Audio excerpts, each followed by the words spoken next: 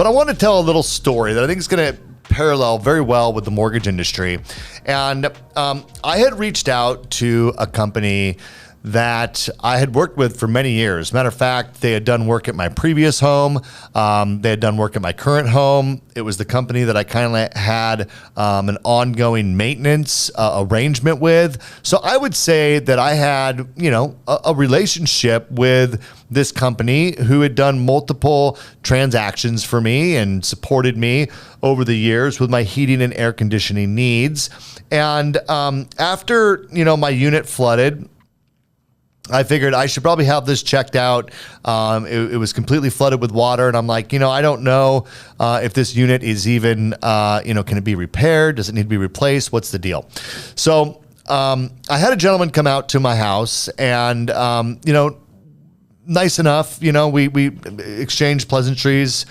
He asked me where the unit was, and it was down in my crawl space. So he went down there and took a look at things and, did his inspection, if you will. And after a few minutes came up and said, okay, well, I've taken a look at everything that I need to look at. So I'll work up an email and I'll send you an email.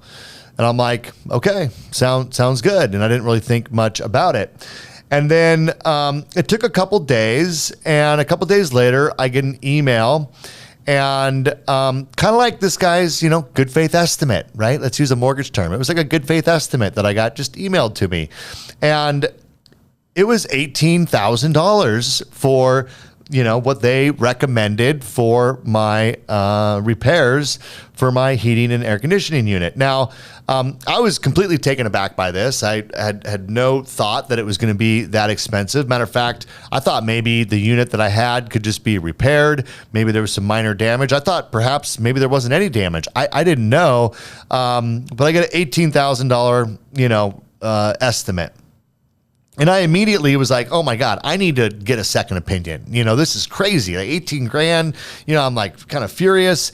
And so I reached out to a friend of mine who I know is in the, heating and air conditioning space. And I said, hey, would you be willing to give me a referral to one of your salespeople? Because, I just got this crazy, bid and I need a second opinion.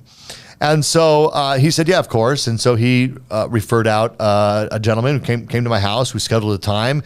And this guy was really nice, really friendly, really personable. He stopped at my front door and, put on the little covers on his boots, to make sure he didn't get my house muddy and dirty. And said, hey, you want to show me the unit? Maybe you can walk me through what your concerns are. And, kind of invited me to go down with him into the space. And I said, yeah. So we went down there and I kind of showed him what had happened and the flooding that took place. And he said, okay, well, it's possible that, your unit just needs to dry out and you may be even able to just keep this unit in its current, situation. Here's a few things that you might be concerned about once they get flooded with water. These heating elements can corrode and cause problems and so on and so forth. So he talked me through what it would look like if we did a repair instead of a replacement.